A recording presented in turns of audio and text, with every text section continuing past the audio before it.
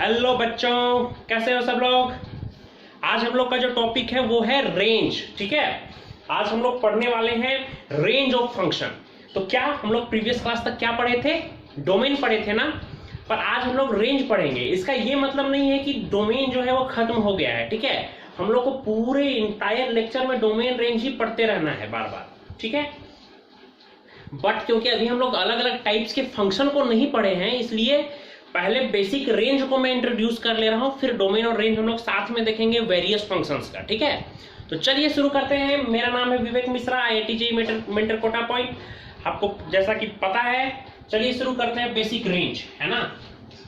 Okay, alright, आज हम लोग रेंज निकालना सीखेंगे, basic range of any function. सबसे पहले तो सवाल ये उठता है कि ये रेंज होता क्या है, व्हाट इज रेंज। देखो भाई, रेंज का मतलब होता है पॉसिबल आउटकम्स। ठीक है, possible outcomes are called range.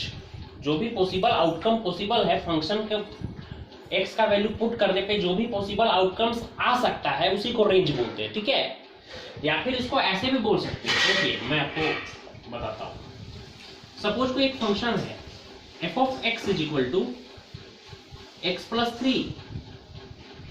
ठीक है, तो आप f of x को किससे रिप्लेस कर दीजिए? y से रिप्लेस कर दीजिए। y इज इक्वल टू क्या हो जाएगा? x plus 3। तो यहां से अपन बोल सकते हैं कि x is equal to y minus 3। अब आप सोचो, y का वो वैल्यू जो सेटिस्फाई करे इसको, पूरे फंक्शन को, उसी को क्या बोलते हैं? रेंज बोलते हैं। हमने क्या किया? f of x को y से रिप्लेस किया और फंक्शन को y के टर्म में बनाया। ठीक है, अब y का जो वैल्यू सेटिस्फाई करता है उसी को रेंज बोलते हैं। बोल सकते हैं यहां से y का हर एक वैल्यू को सेटिस्फाई करेगा, तो y belongs to all real number, ये हो जाएगा रेंज। ठीक है, क्या होता है रेंज? फंक्शन का जो पॉसिबल आउटकम है उसी को रेंज बोलते हैं। ठीक है, या फिर इसको ऐसे भी कह सकते हैं कि y का जो वैल्यू सेटिस्फाई करता है उसी को रेंज कहते हैं। चलो एक और क्वेश्चन देखते हैं यार। सपोज आपसे क्वेश्चन किसी ने इस तरह से पूछ लिया, f of x is equal to x plus 1 upon x plus 3, है ना। आपको क्या करना है? सबसे पहले तो फंक्शन को y के टर्म में चेंज करना है। उसके लिए क्या करोगे आप? f of x को y सब्स्टिट्यूट करोगे। तो यहां से आप बोल सकते हैं y is equal to x plus 1 upon x plus 3। ठीक है ना। चलो क्रॉस मल्टीप्लाई कर लो, तो क्या हो जाएगा? xy plus 3y is equal to x plus 1। कोई दिक्कत हुआ क्या? अरे भाई साहब, बहुत लोगों को तो समझ में ही नहीं आया होगा कि हमने क्या क्या कर दिया। देख, ये x प्लस 3 यहां आया ना, तो क्रॉस मल्टीप्लाई किया हमने। y इंटू एक्स क्या हो जाएगा? xy। y इंटू 3 क्या हो जाएगा? 3y is equal to x plus 1। अब जो भी x वाला टर्म है सबको एक तरफ करो, तो क्या हो जाएगा? xy प्लस x इधर आकर के माइनस x, और ये प्लस 3y उधर जाकर के माइनस 3y प्लस 1। सोच, यहां से क्या कॉमन निकल रहा है? x कॉमन निकल रहा है, तो क्या बच जाएगा? y minus 1 is equal to minus 3y plus 1, है ना। y माइनस 1 को अपन नीचे डिनोमिनेटर में ले जा सकते हैं क्रॉस मल्टीप्लीकेशन करके, ऑफकोर्स ले जा सकते हैं। तो यहां से बोल सकते हैं x is equal to minus 3y plus 1 upon ये y माइनस 1 नीचे चला गया। ठीक है, अब सोच, y का कौन सा वैल्यू सेटिस्फाई करेगा? y का सारा वैल्यू सेटिस्फाई करेगा, बस नीचे वाला जीरो नहीं होना चाहिए, क्योंकि नीचे वाला जीरो हो जाएगा तो ये क्या हो जाएगा? इंफिनिटी। तो क्या होगा भाई? y belongs to all real number, सिर्फ किसको छोड़ करके? 1 को छोड़ करके। ये अगर आपको नहीं आ रहा है, मतलब कि आप पिछले लेक्चर्स को आपने स्किप किया हुआ है। ठीक है, ये 1 कैसे आया, ये अगर आपको नहीं आ रहा है तो आपने पिछले लेक्चर्स को स्किप किया हुआ है, उसको आप जरूर पहले देख लीजिए कैसे आया। फिर भी मैं बता दे रहा हूँ, y माइनस 1 कभी भी 0 के इक्वल नहीं होना चाहिए, y कभी भी 1 के इक्वल नहीं होगा, है ना। इसका स्क्रीनशॉट ले लीजिए, क्योंकि बोर्ड जो है वो फुलफिल हो चुका है।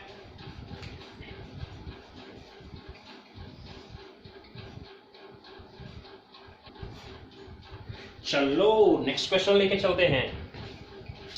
आप देखते जाइए पूरे वीडियो को तो आपको ज्यादा बेटर फील आएगा। F of x is equal to 2x minus 1 upon 3x plus 7। ये सपोज आपको कोई फंक्शन दिया हुआ है, इसका रेंज निकालना है। कैसे निकालोगे? एफ ऑफ एक्स को क्या सब्स्टिट्यूट करोगे आप? y। तो क्या हो जाएगा? y is equal to 2x minus 1 upon 3x plus 7। चलो क्रॉस मल्टीप्लाई कर दो, ठीक है? तो क्या हो जाएगा? y into 3x plus 7 is equal to 2x minus 1। सोच, क्या 3x यहां पर मल्टीप्लाई कैसे करेगा तू? 3x इंटू वाई कितना हो जाएगा भाई साहब?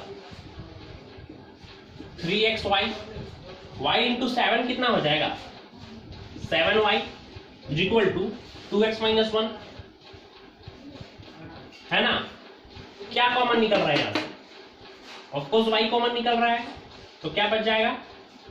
नहीं, y कॉमन कैसे निकाल लेंगे? क्या करते हैं हम लोग यहाँ पे? x वाले टर्म को एक तरफ लेके आते हैं ना, तो क्या करेंगे? 3xy यहां आ जाएगा, x वाला टर्म तो माइनस 2x, और ये 7y को उधर ले जाएंगे, प्योरली y वाले टर्म को एक तरफ करेंगे, माइनस 7y प्लस 1। यहां से क्या कॉमन निकल रहा है? x, क्योंकि मेरे को x कॉमन निकालना है ना, इसलिए x वाले टर्म को एक तरफ लेके आए। x कॉमन निकल गया तो क्या बच गया? 3y minus 2 is equal to minus 7y plus 1। यहां से अपन बोल सकते हैं कि x is equal to minus 7y plus 1 upon 3y minus 2। y का हर एक वैल्यू सेटिस्फाई करेगा, बस नीचे वाला डिनोमिनेटर पार्ट 0 नहीं होना चाहिए, ठीक है? तो रेंज क्या होगा? रेंज निकालने के लिए मेरे को याद रखना पड़ेगा कि 3y minus 2 should never be equal to 0। क्यों सर? अगर 0 के इक्वल हो गया तो क्या होगा? 0 के इक्वल हो जाएगा तो एनीथिंग बाई इंफिनिटी, क्या एनीथिंग बाई 0 क्या हो जाएगा? इंफिनिटी हो जाएगा ना। तो यहां से y का वैल्यू कभी भी 2/3 के इक्वल नहीं होना चाहिए। तो हम रेंज बोल सकते हैं आसानी से, क्या होगा? y belongs to all real number except 2/3। देख लो, काफी आसान है। आई होप आपको ये समझ में आया होगा। मैं एक क्वेश्चन देता हूं, उसको आप सॉल्व करके दिखाओ और कमेंट बॉक्स में इसका आंसर लिखो। जो बच्चे इंटरैक्ट कर रहे हैं मेरे साथ, मैं जितना क्वेश्चन पूछ रहा हूं उसका आंसर दे रहे हैं, व्हाट्सएप पे दे रहे हैं, यहां पर दे रहे हैं, वो बच्चे तो निसंदेह अनडाउटफुली बहुत अच्छा परफॉर्म करेंगे। बट जो बच्चे सोच रहे हैं यार छोड़ो ना, कौन क्वेश्चन का आंसर देगा, जरूरत क्या है, उन बच्चों को बहुत प्रॉब्लम होने वाला है। मैं कह सकता हूं ये बात। कर लो वेस्ट।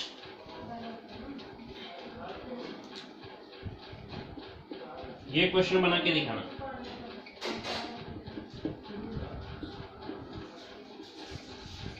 इसका रेंज कमेंट बॉक्स में लिख के दिखाओ।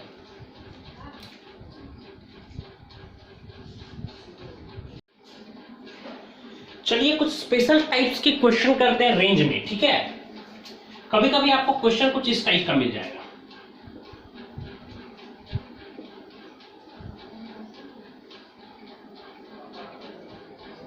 f of x is equal to ax square plus b upon cx square plus d। इस तरह के फंक्शन का कैसे रेंज निकालेंगे, चलो देखते हैं यार, है ना? f of x के प्लेस पे क्या पुट करेंगे? y is equal to ax square plus b upon cx square plus d। Simply cross multiply कर देंगे तो क्या हो जाएगा? cx square y plus d into y क्या हो जाएगा? dy। दोनों टर्म y से मल्टीप्लाई हुआ। मैं बार बार एक ही बात को नहीं बताऊंगा, अरे ये भी y से मल्टीप्लाई हुआ, ये भी y से मल्टीप्लाई हुआ। क्रॉस मल्टीप्लिकेशन में तो दोनों मल्टीप्लाई हुआ ना। अगर 12th के बच्चों को मुझे ये सब बताना पड़ेगा क्या? आई होप आपको ये समझ में आया होगा। हमने तो कुछ कहा भी नहीं, आप क्यों गुस्सा कर रहे हैं? देख, ax square plus b, x वाले टर्म को सबको एक तरफ लेके आना है, तो क्या करेंगे? cx square y, ax square को इधर ले आ, क्या हो जाएगा? Minus ax square is equal to b, ये dy उधर चला जाएगा तो क्या हो जाएगा? Minus dy। यहां से कॉमन कुछ निकल रहा है क्या? ऑफ कोर्स कॉमन निकल रहा है, x स्क्वायर कॉमन निकल रहा है, एक्स स्क्वायर कॉमन निकल रहा है तो क्या बच जाएगा अंदर, cy minus a is equal to b minus dy। तो यहां से अपन बोल सकते हैं कि x square is equal to b minus dy और cy माइनस a यहां पे चला आएगा नीचे, cy माइनस a है ना, पर ये तो स्क्वायर है ना, स्क्वायर यहां पर हटेगा तो क्या आ जाएगा, रूट आ जाएगा, b minus dy upon cy minus a। अब ये सिंपली इसको आप सॉल्व कर सकते हैं, रूट y का फॉर्म है, ठीक है, ये बहुत आसानी से इसको आप सॉल्व कर सकते हो यहाँ पे। अगर पर इस क्वेश्चन में नहीं सॉल्व कर पाएंगे, मैं तो एक टाइप बस बता रहा हूँ आपको, यहाँ पे 1 2 3 4 कुछ भी रहेगा, तो इसको आप बहुत आसानी से सॉल्व कर सकते हो, है ना। जल्दी से इसका स्क्रीनशॉट ले लो, फिर मैं एक क्वेश्चन देता हूँ इस पर।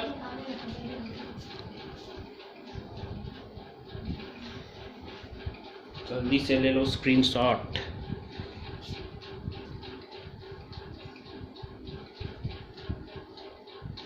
चलो देखते हैं आगे। सपोज मैं एक क्वेश्चन लेता हूं इसी टाइप का,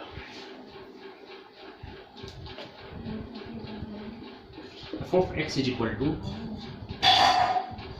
x square plus 1 upon x square plus 3।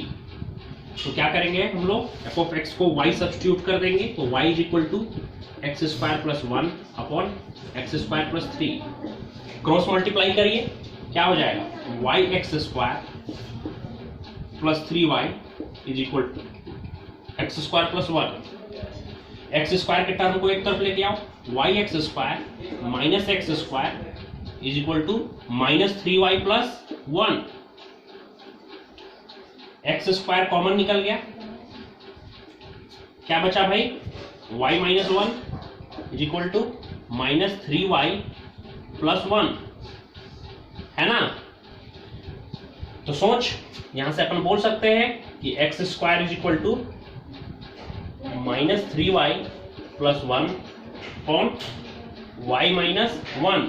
तो x इज इक्वल टू क्या हो जाएगा, root under minus 3y plus 1 upon y minus 1, ठीक है ना।